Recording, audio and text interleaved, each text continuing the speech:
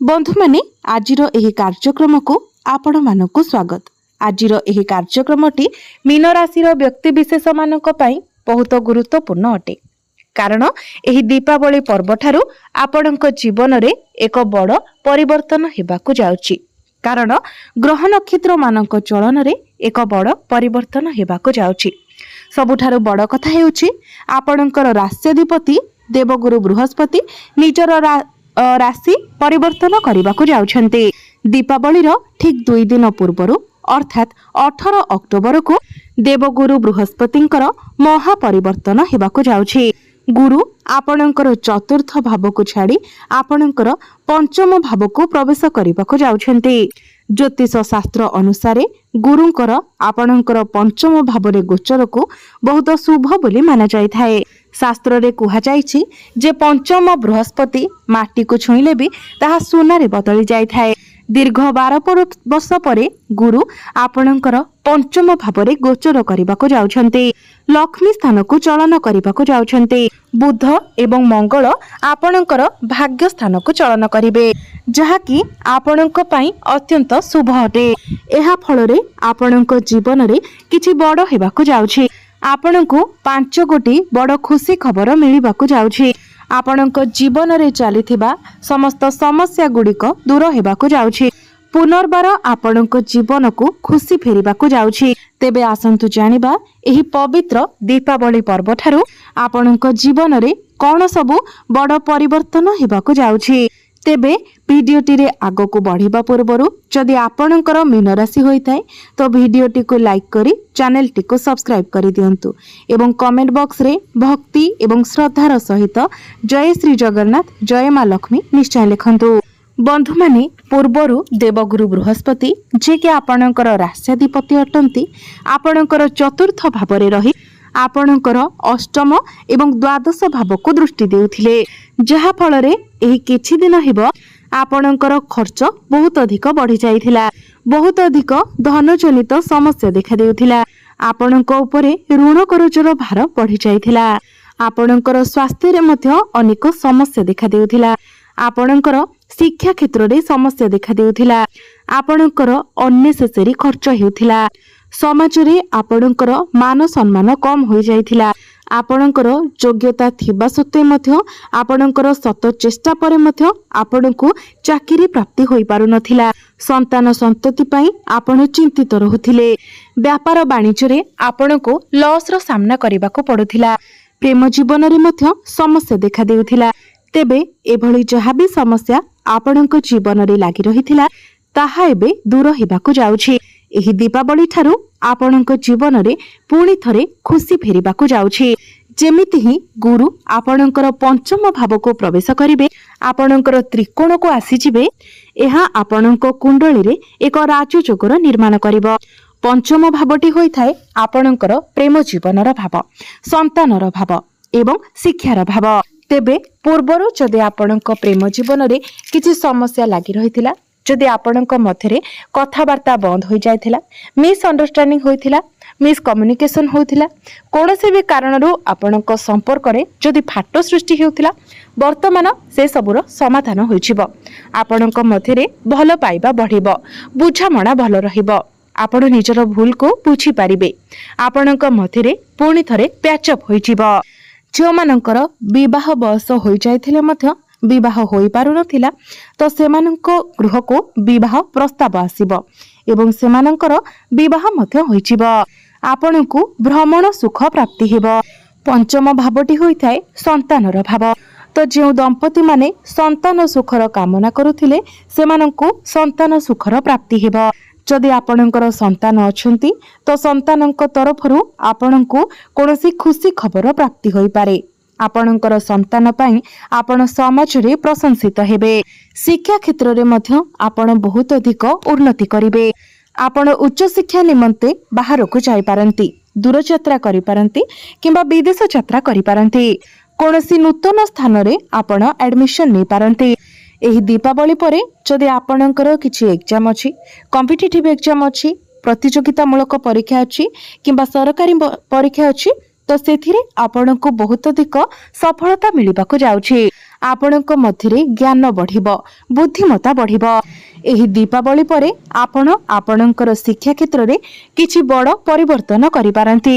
ଗୁରୁ ଏଠାରେ ରହି ଆପଣଙ୍କର ଭାଗ୍ୟ ଭାବକୁ ଦୃଷ୍ଟି ଦେଉଛନ୍ତି। ଆପଣଙ୍କର ଭାଗ୍ୟ ଭାବରେ ବୁଧ ଏବଂ ମଙ୍ଗଳ ବିରାଜମାନ ଅଛନ୍ତି। ଏହି ଦୀପାବଳି ପରେ ଆପଣ ନିଜେ ହିଁ ଲକ୍ଷ୍ୟ କରିବେ ଭାଗ୍ୟ ଆପଣଙ୍କର ସାଥ ଦେବାକୁ ଆରମ୍ଭ କରିବ।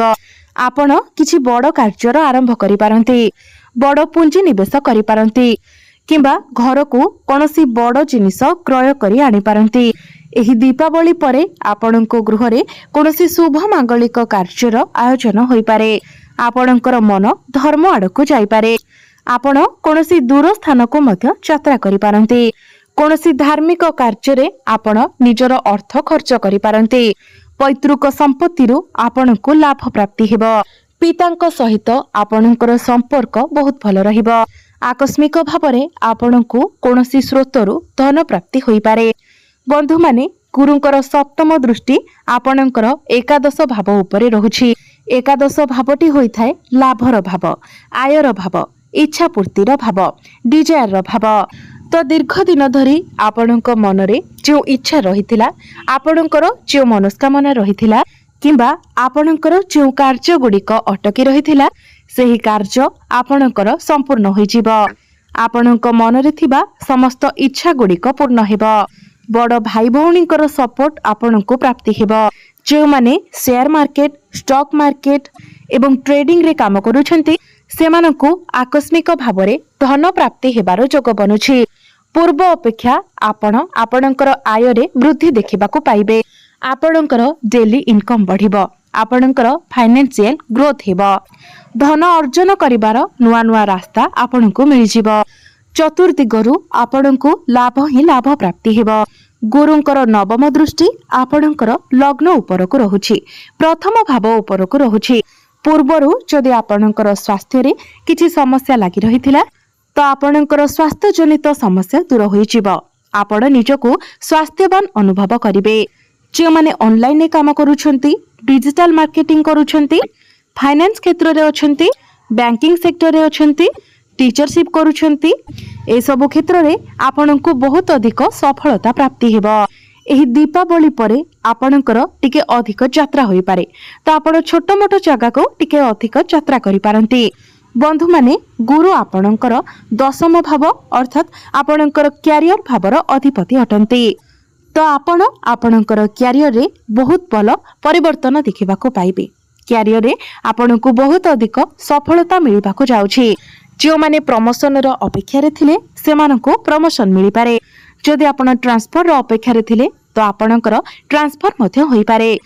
ଯେଉଁମାନେ ଚାକିରି ପାଇଁ ପ୍ରିପେୟାର ହେଉଥିଲେ, ଚାକିରିର ଅପେକ୍ଷାରେ ଥିଲେ, ସେମାନଙ୍କୁ ଚାକିରି ମିଳିବାର ମଧ୍ୟ ବହୁତ ଅଧିକ ସମ୍ଭାବନା ରହୁଛି। ଉପର ଅଫିସରଙ୍କର ସପୋର୍ଟ ଆପଣଙ୍କୁ ପ୍ରାପ୍ତି ହେବ। ଆପଣ ଆପଣଙ୍କର କାମ କାର୍ଯ୍ୟକୁ ନେଇ ବିଦେଶ ଯାତ୍ରା ମଧ୍ୟ କରିପାରନ୍ତି ଏବଂ ଯେଉଁମାନେ ବିଦେଶ ଯାତ୍ରା କରିବାକୁ ଚାହୁଁଥିଲେ, ସେମାନଙ୍କର ସେହି ଇଚ୍ଛା ମଧ୍ୟ ପୂର୍ଣ୍ଣ ହେବ। ଆପଣଙ୍କ ପାଖକୁ ନୂଆ ନୂଆ କାମ ଆସିପାରେ। ସମସ୍ତ ଟାର୍ଗେଟକୁ ଆଚିଭ୍ କରିବାରେ ଆପଣ ସଫଳ ହେବେ। ଏହି ଦୀପାବଳି ପରେ ଆପଣ କୌଣସି ଜମି, ଭୂମି, ପ୍ରପର୍ଟି ଇତ୍ୟାଦି କିଣିପାରନ୍ତି, ନୂତନ ଯାନବାହନ କିଣିପାରନ୍ତି କିମ୍ବା ନୂତନ ଗୃହ ଇତ୍ୟାଦି ନିର୍ମାଣ କରିପାରନ୍ତି। ଏହି ଦୀପାବଳି ପରେ ଆପଣଙ୍କ ଗୃହରେ ହସ ଖୁସିର ମାହୋଲ ଲାଗି ରହିବ। ଆପଣଙ୍କର ବାଣୀରେ ମଧୁରତା ଆସିବ। ଯଦି ଆପଣ ବିଜନେସ୍ କରୁଛନ୍ତି, ତ ଆପଣ ଆପଣଙ୍କର ବିଜନେସରେ ଗ୍ରୋଥ ଦେଖିବାକୁ ପାଇବେ, ପ୍ରଫିଟ୍ ଦେଖିବାକୁ ପାଇବେ। ଆପଣ ଏହି ଦୀପାବଳି ପରେ କିଛି ନୂଆ ବିଜନେସ୍ ମଧ୍ୟ ଷ୍ଟାର୍ଟ କରିପାରନ୍ତି। ଆପଣ କିଛି ପାର୍ଟନରସିପ୍ ବିଜନେସ୍ ମଧ୍ୟ ଷ୍ଟାର୍ଟ କରିପାରନ୍ତି। ଆପଣଙ୍କର ଡେଲି ଇନକମ୍ରେ ମଧ୍ୟ ବୃଦ୍ଧି ଆସିବାକୁ ଲାଗିବ। ଯଦି ଆପଣଙ୍କର ବୈବାହିକ ଜୀବନରେ କିଛି ସମସ୍ୟା ଲାଗି ରହିଥିଲା, ତ ସେସବୁ ଦୂର ହୋଇଯିବ। ଆପଣଙ୍କ ମଧ୍ୟରେ ଭଲ ପାଇବା ବଢ଼ିବ, ତାଳମେଳ ଭଲ ରହିବ। ଏହି ଦୀପାବଳି ପରେ ଆପଣ କିଛି ଫ୍ୟାମିଲି ପ୍ଲାନିଂ ମଧ୍ୟ କରିପାରନ୍ତି। ଯଦି ଆପଣଙ୍କ ଉପରେ କୌଣସି ଋଣ କରଜର ଭାର ଥିଲା, ତ ଋଣ କରଜକୁ ଶୁଝିବାରେ ମଧ୍ୟ ଆପଣ ସକ୍ଷମ ହେବେ। ସମସ୍ତ ଋଣ କରଜରୁ ଆପଣଙ୍କୁ ମୁକ୍ତି ମିଳିଯିବ। ତ ମୋଟାମୋଟି ଭାବରେ ଦେଖିବାକୁ ଗଲେ, ଏହି ଦୀପାବଳି ପରେ ମୀନ ରାଶିର ବ୍ୟକ୍ତିବିଶେଷମାନେ ସମସ୍ତ କ୍ଷେତ୍ରରେ ଉନ୍ନତି କରିବାକୁ ଯାଉଛନ୍ତି। ତାହା ଶିକ୍ଷା କ୍ଷେତ୍ରରେ ହେଉ, ଭାଗ୍ୟରେ ହେଉ କିମ୍ବା ଆପଣଙ୍କର କ୍ୟାରିୟରରେ ହେଉ, ସମସ୍ତ କ୍ଷେତ୍ରରେ ଆପଣଙ୍କୁ ସଫଳତା ମିଳିବାକୁ ଯାଉଛି। ତେବେ ଅଧିକ ଶୁଭ ଫଳ ପ୍ରାପ୍ତି କରିବା ପାଇଁ आपण प्रत्येक दिन गुरुंकर बीज मंत्र 108 थर जप करंतु। गुरुवार दिन आपण कोनोसी ब्राह्मण को हळदिया जिनिसर दान करंतु एवं गुरुवार दिन आपण कदली गछ मूलरे हळदी मिश्रित जल अर्पण करंतु। आपणको अधिक मात्रा रे शुभ फल प्राप्ति हिबो। तो बंधु माने आपणकर जीवन मंगलमय हेउ, एहा ही ईश्वरंक निकटरे मोर प्रार्थना।